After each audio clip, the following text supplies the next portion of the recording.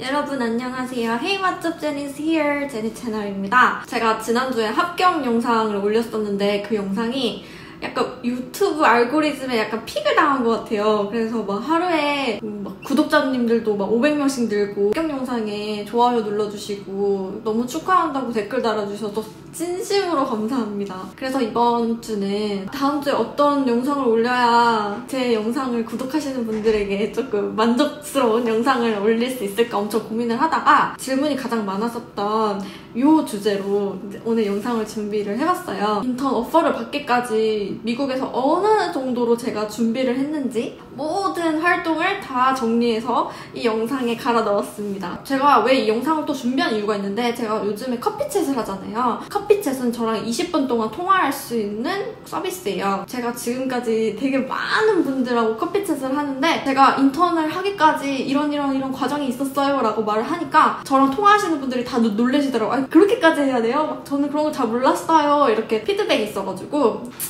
그래도 뭔가 내가 남들에 비해서 많이 준비한 게 맞구나. 미국 취업을 준비하기까지 이렇게까지 노력을 했다라는. 그래서 오늘 총 정리를 해보도록 하겠습니다. 이렇게 1년 반 동안 석사를 하면서 가장 중요하게 느꼈던 거는 적극성이었던 것 같아요. 이게 적극성이 어느 정도로 적극성이어야 되냐면 한국 사람들 기준으로 한국 사람들 봤을 때 쟤는 조금 나대는 것 같은데? 약간 이런 느낌이 들 정도로 적극적이어야 미국에서는 자기의 이익을 정말 완벽하게 쟁취를 할 수 있는 것 같아요. 그래서 저는 항상 미국에 와서 마인드를 어떻게 가졌었냐면 어렵겠다. 근데 이거 꼭 해내야 돼. 일단 제가 크게 4가지로 준비를 해봤어요. 첫 번째, 학교 교수님들하고 친분 쌓기. 두 번째, 동아리 활동 적극적으로 하기. 세 번째, 프로젝트에 적극적으로 참여하기. 그 다음에 네트워킹 하기인데요. 4가지 카테고리가 한국에서 활동하는 거랑은 조금 많이 달라요. 그래서 어느 정도로 교수님과 친분을 쌓아야 하고 어느 정도로 프로젝트에 참여를 하고 동아리 활동은 또 어떻게 해야지 그게 레주메에서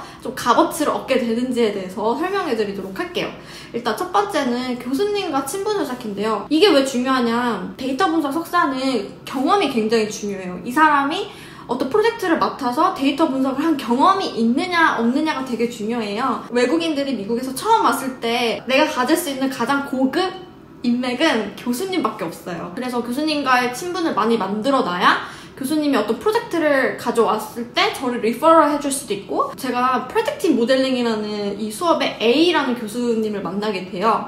근데 이 교수님 수업을 듣는데 제가 중간고사에서 60몇 점을 받은 거예요. 그러니까 거의 낙제 점수를 받았어요. 미국 오기 전에 제가 4개월 동안 조금 미국 데이터 분석 석사에 관련된 공부를 해놨어야 되는데 저는 그 미국 오기 4개월 전부터 계속 알바만 했어가지고 베이스가 없었던 거예요. 더군다나 문과에서 이과로 넘어온 케이스라서 따라가려고 해도 되게 어려운 거였는데 아무튼 그렇다 보니까 수업을 잘 못 따라갔고, 그래서 처음에 점수를 받고 너무나 충격이어가지고 많이 울었던 기억이 있어요. 어떻게 해야 되지? 60점이면 이거 패스도 지금 힘든 과정 같은데? 라고 판단을 해가지고 A라는 교수님에게 메일을 썼어요. 모든 미국 교수님들이 오피스 아워를 갔거든요. 오피스 아워는 그냥 학생들이 그 시간에 찾아가가지고 뭐 질문도 할 수 있고 뭐 상담도 할 수 있는 그런 아워인데, 매주 찾아가서 질문을 해도 되냐, 수업에 관한 질문을 해도 되냐. 근데 그 교수님이 흔쾌히 오케이를 해주셨어요. 그럼 2시부터 2시 반까지는 매주 그렇게 셋업을 해놓을 테니까 만나도록 하자. 월요일날 교수님을 만나면 수요일날 교수님을 찾아가야 되는 거예요. 그럼 그 3일 동안 제가 수업 리뷰를 다 끝내가지고 질문을 쫙 정리해서 갔어요. 일주일에 한 번씩 교수님을 만났어요. 그러다 보니까 자연스럽게 친분이 생겼던 것 같아요. 결국에는 페일은 아니었고 B 마이너를 받고 이 과목을 졸업하게 됩니다. 그리고 나니까 B 마이너를 받았는데도 이걸 제대로 알고 넘어가야 미국에서 취업을 할 수가 있는 거예요. 그때가 이제 가을 학기였는데 가을 학기 끝나고 애들이 이렇게 첫 학기를 딱 끝나면 애들이 너무 지쳐가지고 다 쉬러 뭐 여행 가고 그랬거든요. 미국 집에 남아가지고 한 3주 동안을 나가지도 않고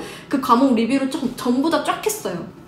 이런 식으로 하나 과목마다 이렇게 다 정리를 했거든요, 제가.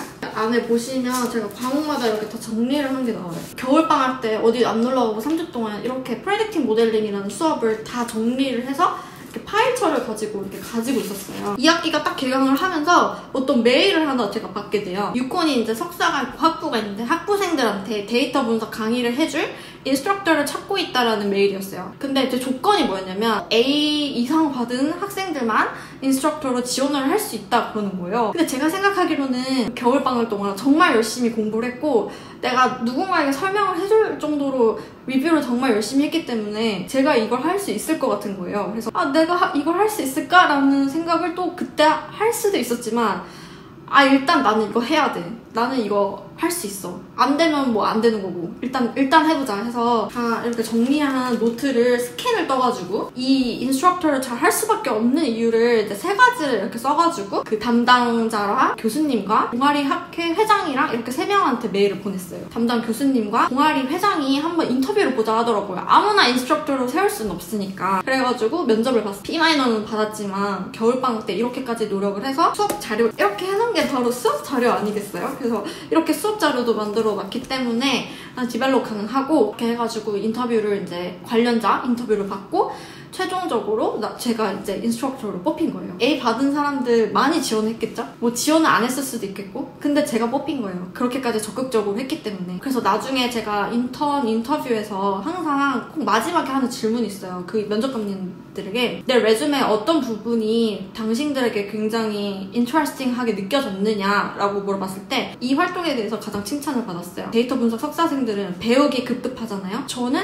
그 바쁜 와중에도 이 프레딕팅 모델링이라는 과목을 이 학부생들, 그것도 미국 학부생들한테 인스트럭터를 했던 거기 때문에 그거에 대해서 가장 큰 밸류를 받았다고 피드백을 받았거든요. 2번의 강의를 하기로 했었는데 솔직히 석사를 한 학기밖에 안 했는데 제가 아는 게 뭐가 있겠습니까? 강의안을 만들어야 되는데 강의안을 어디서부터 만들어야 될지를 모르겠는 거예요. 그 전에도 언급했던 그 A 교수님한테 메일을 보내요. 자원봉사 차원에서 학부생들한테 전달을 하려고 하는데 이 강의안을 짜는데 도움을 주실 수 있나요? 그런데 교수님이 당연히 오케이. 저번 학기 때 제가 매주 찾아가면서 교수님한테 보였던 그런 열정과 성실함이 있잖아요. 그래서 이 교수님이 단번에 오케이를 해주십니다. 오케이를 받고 나서 매주 목요일마다 미팅을 셋업을 해가지고 제가 이런 강의안을 만들었고 이런 그 데이터 분석 플로우로 가져가려고 한다라고 했을 때 교수님이 이건 좋고 이건 아니다. 이것까지 설명할 필요 없다. 비기너들이기 때문에 이런 식으로 강의안 만들어라. 그래서 PPT 강의안도 만들었고 그렇게 해서 2시간짜리 워크숍을 성공적으로 마칩니다. 그때 했던 인스트럭터 자료가 있어요. 그래서 강의하는 자료를 유튜브에 올렸거든요. 한번 확인하시는 것도 좋을 거예요. 제가 여기다가 링크 올려드릴게요. 이 링크로 가시면 학부생들을 대상으로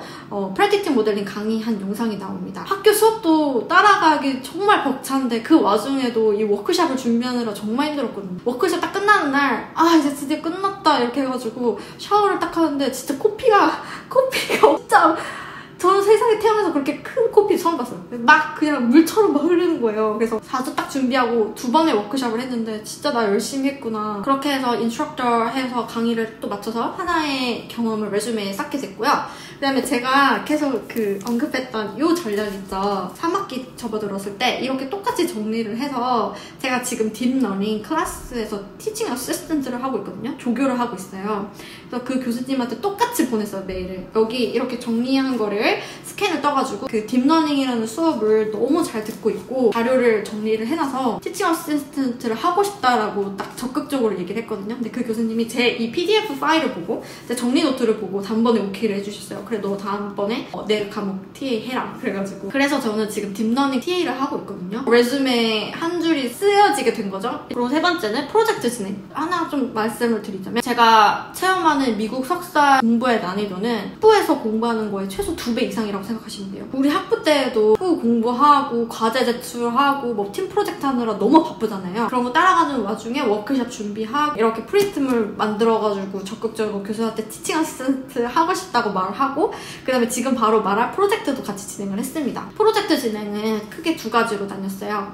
저희 학교에는 카바 센터라는 데가 있고 그 다음에 비즈니스 컨설턴트 센터가 있어요. 그러면 이제 카바 센터에서 교수님이 이제 메일을 뿌려요. 이런 기업이 이런 데이터를 가지고 문제를 풀려고 하는데 관심 있는 사람은 레주메를 보내라 이렇게 해요. 그럼 교수님이 레주메를 다 검토를 하고 지원했던 사람들 중에 4명을 뽑아가지고 이제 팀을 만들어서 회사와 같이 일할 수 있는 기회를 주는. 근데 이때 되게 중요한 게 레주메를 내라고 했잖아. 1학기, 2학기 계속 레주메를 냈거든요. 내가 경험이 없다 보니까 안 되는 거예요. 뽑히지가 않아요. 프로젝트를 들어가고 싶은데 이렇다 할 경험이 없기 때문에 프로젝트에 뽑히질 않는 거예요. 왜냐면 저랑 상대하는 친구들이 이미 자국에서 데이터 분석가를 하다 온 친구들이기 때문에 제가 뽑힐 리가 없는 거죠. 근데 이 A 교수님이 이 카바센터를 담당하고 계신 담당 교수님이셨어요. 제가 따로 그 교수님한테 메일을 썼어요. 화장품 브랜드고 스타트업이고 뭔가 마케팅 쪽이고 그래서 내가 정말 적극적으로 할 수 있고 내가 너무 좋아하는 분야이기 때문에 잘 해낼 수 있을 것 같은 거예요. 그래서 그때 너 할 수 있을까? 이렇게 생각 안 하고 일단 메일 보내보자 교수님한테. 해서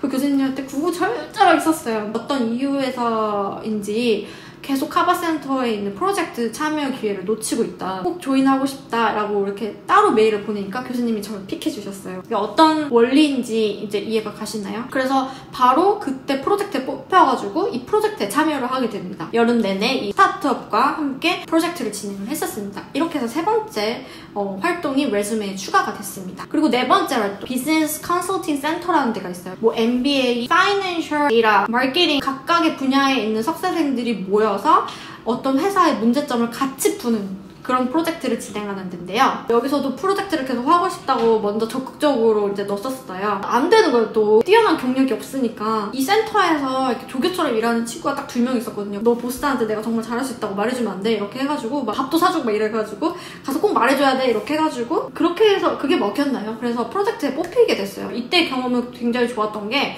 데이터 분석가들끼리만 프로젝트를 진행하는 게 아니라 MBA 스튜던트도 있었고 파이낸셜 스튜던트도 있었어요. 그래서 다양한 분야의 석사생들이 모여서 어떤 문제를 해결한 하나의 프로젝트가 된 거죠. 그래서 레주메 얘기할 때 이런 경험이 있다고 말을 했던 것도 굉장히 도움이 됐어요. 그 다음에 그 외적으로 또 제가 뭘 했냐면 저는 코비드 터지기 전까지는 주말마다 뉴욕으로 네트워킹을 하러 갔어요. 도대체 미국에서 네트워킹을 어떻게 하는 거냐고 막 되게 궁금해 하잖아요. 제가 이제 알려드릴게요. 네트워킹을 어떻게 하는 거냐면 일단 네트워킹 방법엔 2가지가 있어요. 내부에서 네트워킹을 하느냐, 외부에서 네트워킹을 하느냐인데 내부에서 하는 거는 학교 내에서 이제 뭐 선배님들과의 만남, 한국으로 치면 약간 동문회 같은 게 있어요. 이제 학교에서 적극적으로 네트워킹을 하라고 2주에 한 번씩 금요일마다 선배들을 만나는 기회가 있어요. 그런데 적극적으로 가가지고 선배들한테 저 얘기하고 링크드인으로 친구 추가해서 그렇게 해서 네트워킹을 했고, 그다음에 외부적으로는 어떻게 했냐면 이제 2주에 한 번씩 뉴욕에 있는 데이터 사이언티스트 미드업을 갔었어요. 이제 미드업이라는 어플 제가 영어 공부할 때도 많이 썼다고 했었잖아요. 이 미드업이라는 어플에 데이터 사이언티스트 모임이 있어요. 미드업에 가면 어떤 사람들을 만날 수가 있냐면 이미 데이터 분석가인 사람, 그 다음에 데이터 분석가들을 뽑으려고 알아보는 CEO, 정말 다양한 사람들이 그 미드업 모임에 와요. 그래서 저는 그때 이제 만났던 사람에게 적극적으로 막 어필을 했어요. 나는 미디어 데이터 분석가가 되고 싶고 혹시 미디어 데이터 분석가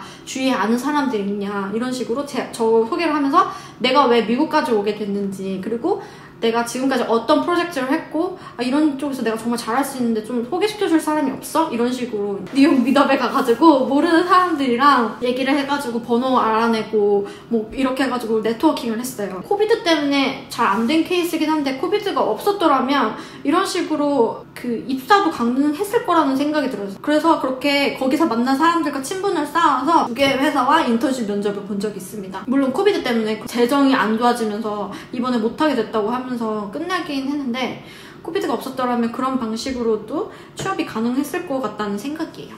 이런 과정이 있었기에 뭔가 인턴에 뽑혔구나 이렇게 생각하시면 될 것 같아요. 그럼 오늘도 영상 봐주셔서 너무 감사하고요. 이 영상이 도움이 되셨다면 좋아요와 구독 부탁드립니다. 그럼 우린 다음 영상에서 만나요. 안녕!